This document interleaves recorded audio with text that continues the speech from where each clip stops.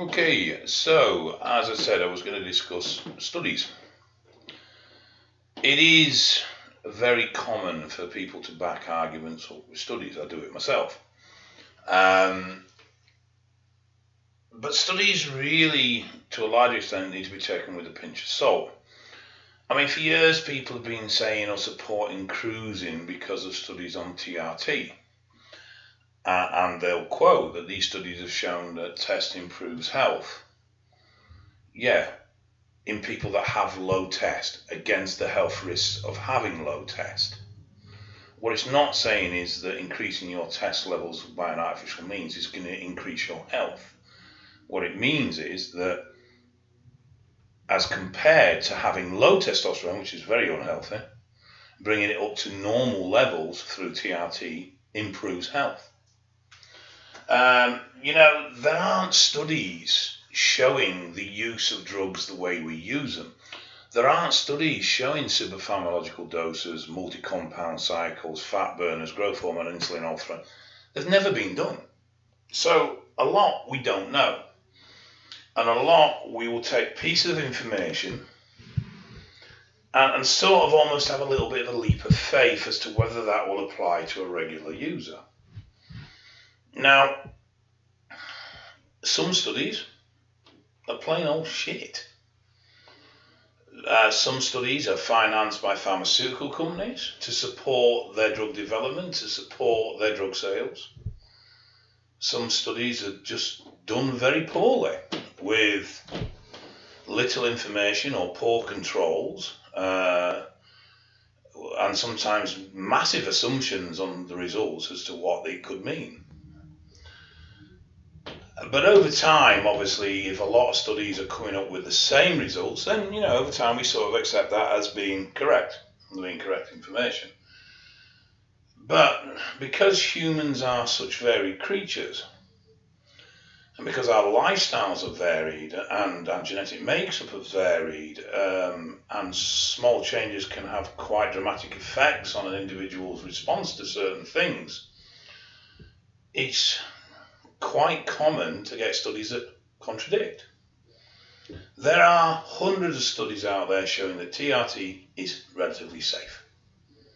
Yet recently there was a review of several studies showing that there was a higher cardiac incidence within people of like-for-like age groups in comparison to those that use TRT and those that don't, which would indicate that actually TRT may lead to cardiac issues in later life.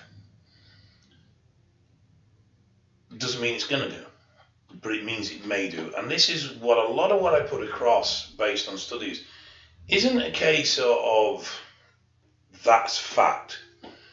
It's a case of there's potential.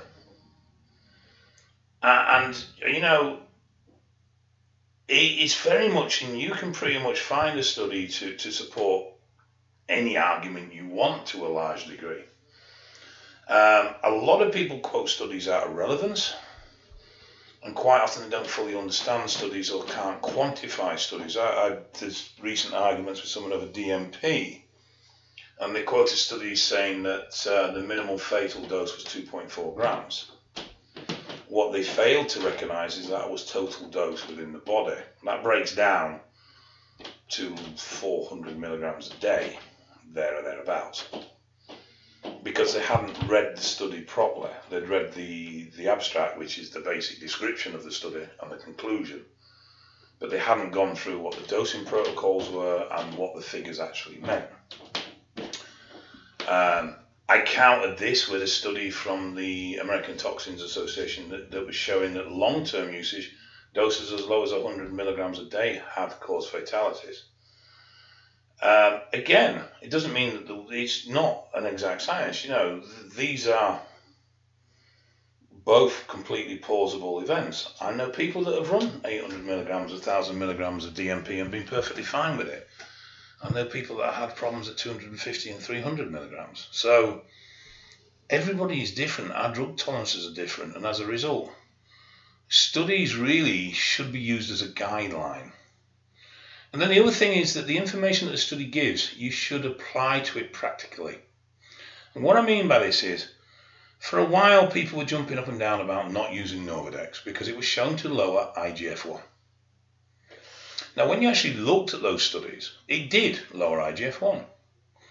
But the rate at which it lowered it was less than the rate at which steroids increased it. So in reality, for a steroid user, it had no impact. The increase of IGF-1 through steroid use far outweighed the negative element of the reduced IGF through Novadex use. But everyone was jumping up and down, don't use Novadex, it does this, it does that, it does the other. And yet it bore no relevance on what we do at all. And this is one of the problems you find with studies, is once you see that, you need to read into it. You need to actually read the full study. And a lot of what you see posted on Facebook or linked through pages is just a very brief overview. And then when you read the actual study, you get a lot more information about the conditions of the study, about the environment and what went on. And sometimes the conclusions are, quite honestly, leaps of faith. But if it makes sense and you can see how it would relate to your practical experience, and you know, when you see study results and you think, well, you know what, actually, I've experienced that, or people I know have experienced that, then there can be a bit more weight to that study because you've seen it in real life. Studies aren't always right. Studies aren't always wrong. They are definitely a tool to learn through, but at the same time, they need to be taken in context and they need to be taken with a pinch of salt. And for whatever we all cite studies, be it the negative impact of these drugs or the positive impact of these drugs, the truth is there is no study that replicates what users do. So we don't really know, and this is my big point. I don't give a shit if people use gear. Fuck me, I've abused the living crap out of it. If that's what you want to do, that's fine. But what I want to try and make people aware is that if you start getting these symptoms or these symptoms, you need to start looking at what might be causing it. And a lot of people just aren't aware of the symptoms out there. So my whole take on this is, be aware of the potential dangers. And if I'm being overcautious, and if I'm being a little bit too, I don't know what word to use here, if I'm being a little bit too careful, then surely that's better than getting at the other side of it and having a problem and having issues and going, well, if only I knew. You know, these drugs, we're still learning what they do. And though I think to some degree some of the harms are over-exaggerated, definitely with stuff like liver from orals, generally that is vastly over-exaggerated. But then there's other things that we tend to dismiss, like renal kidney stuff. I've got kidney function issues. I know at least 10 competitive bodybuilders that have kidney function issues. Coincidence? No, there could be an element of lifestyle impact there, definitely. But I can't help but think that the drugs have a role. And we are seeing studies starting to suggest this. So this is my point. We've got an idea, we've got real world evidence, and now we're starting to get some scientific evidence that may support the real world results. So there could be a link. It could also be lifestyle, it could be increased body mass, it could be several other things. But it's enough to be wary and start keeping an eye. And this is my whole point with all this. You know, if you want to use these drugs, great, fine, whatever. You want to be the biggest man that walked the earth? Fine, I salute you, crack on. But at least be aware of the potential hazards.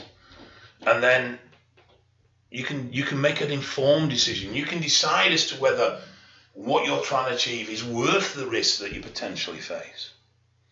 Now, lucky for me, in a sense, that what I tried to achieve, I do feel was worth the risks I took. And my kidney condition is 10, 12 years old. I've made it worse, but it was already there. Looking back, I can see the symptoms now. I can see the signs. I can see where the problems were. I've had reduced kidney function for years, but the doctors kept telling me it was fine. It was just me because of my size. Turned out a load of bollocks. But, you know, I made informed decisions, and well, to a degree, and this is where we're at. And that's all I want to give other people the opportunity to do, to make an informed decision. Don't want to scaremonger. So if I do come across sometimes that I'm a bit, oh, this study shows this, study shows that, I apologise. It's not my intention. My intention is to just put information out there about potential risks and about safeguarding, so that when and if you choose to use, you can do it with as much information as possible and be fully aware of the risks that you may potentially be taking. And everybody will say, I know someone who's done this, done that, done the other. I got some blood results from a guy yesterday. He's been on 8 years, I think. Been over a gram in Tren at times. And his bloods are, to be fair, pretty fucking good. In fact, everything's in range. There's nothing that's jumping out. I'd like to see more in-depth bloods. But the fact is, he looked in pretty good nick from the bloods. So, you know, running 5G isn't necessarily going to fuck somebody up. But there is the potential. Guys, I've run 1.5 grams of Tren. No issues whatsoever. Guys running 300 mega Tren, and the whole world's falling apart. So everybody is different to these drugs, and everybody tolerates these drugs. But like I said, studies aren't always the best thing, and sometimes we spend so much time getting wrapped up in studies we lose sight of what the real world is. But they are a useful tool. They are worth reading, and they are worth looking at. And if you see a study that points to something, don't blindly say, oh, that must be correct. Look beyond it. Are you seeing real world evidence? Are you experiencing things that support what the study says? Or is the study flawed? Is there obvious holes in what they've done? Can you see where there's no control or there's no regulation over certain aspects that could affect the results? You know, we give 4 different groups. We had one group that was no control, that did no drugs at all. We had a group that did anti-estrogens, we had a group that did testosterone, and we had a group that did something else. And all 4 groups trained, and the testosterone group gained a large muscle mass. Well, hang on a minute, what was the training? Did they all perform equal time of training? Were they all performing at an equal level of intensity? Because suddenly we have a big variable there that affects the results. So the diet was correct for everybody, and the training was correct for everybody, then the results would significantly be based on what effect the various drugs had. But if the training is ad hoc and there's no control in the training, then the results could be affected by the drug, or it could be affected by the training. So you can see where a study can fuck up, basically. So don't take them at the word, but at the same time, they are worth taking heed of. And be realistic. If you feel it's practical, if you feel it's applied, then maybe take a bit more notice of it. One thing I can say is this. I think there are health risks with these drugs that we haven't really considered. And I think the biggest health risk with these drugs is in our mental state. But I think that is very mixed up within the society and the social circles in which we move as people that are in the fitness industry. Most people I speak to have insecurity issues moving into this, but they're worse when they leave it because of the environment, because they're constantly bombarded with perfect bodies. I think some of the traditional health risks that we've looked at maybe aren't such an issue in the long term. It's hard to say. Myself, to give you an idea, right, genetically, no one in my family male has lived past 72. They've all died, and they've all died of a heart condition. Guarantee if I die at 69, 70, it's because of all the drugs he took. Could be. Could be that it's just my family history of heart attack. My granddad died at 71, 72. His dad before him died very young. My dad's dad died quite young. My own dad died in his 60s of a heart attack when he was driving. So as you can see, chance of that I ain't going to live very long. But anyway, you never know. So you can see where there's so many variables, so it's very difficult to say one thing definite or not. But over time, seeing similar results, we start to form a pattern, which then in turn becomes an opinion. and slowly is accepted as medical fact. But even then, sometimes it changes. You know, for years we said there was 2 types of androgen receptors. We now know there's 1. A lot of these aspects aren't very heavily studied because there's no reason to be. We are seeing more movement towards steroid users and the implications of the use. But generally, these studies are based on questionnaires and feedback from the individual users, which, again, in its own right, is flawed because the steroid users were inherently liars. A lot of us in denial about our level of usage or our dependency of our usage or various other things. I mean, the amount of people that messaged me on the back of that video, the interview with the steroid addict, who felt they saw something of themselves in that, was massive. Yeah, steroids aren't supposedly addictive. You know, so I'm going off track a little bit here, but with regard to studies, they are a useful tool in learning what these drugs do, but they are to be questioned.